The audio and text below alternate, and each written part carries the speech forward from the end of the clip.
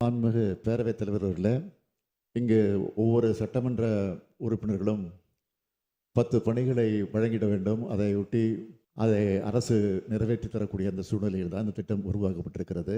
இங்கு பொதுப்பணித்துறை அமைச்சர் அவர்கள் நல்ல விளக்கம் தந்திருக்கிறார்கள். இருந்தாலும் எதிர்க்கட்சித் தலைவர் அவர்கள் மாற்றுப்பணி தந்தாலும் அதுவும் சாத்தியமில்லை என்று பதில் வருகிறது என்று சொல்லுகிறார். உண்மைதான், நான் மறுக்கவில்லை.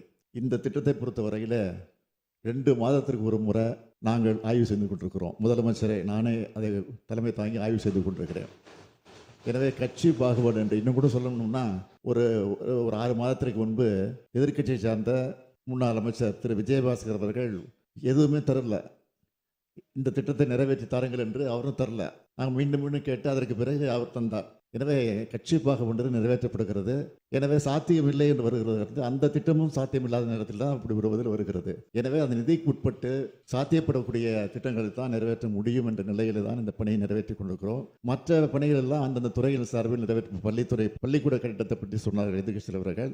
அது அந்த துறையின் சார்பில் நிறைவேற்றப்படுகிறது. எனவே அதில் போய் இந்த திட்டத்தை போய் சேர்க்க வேண்டிய அவசியமே இல்லை.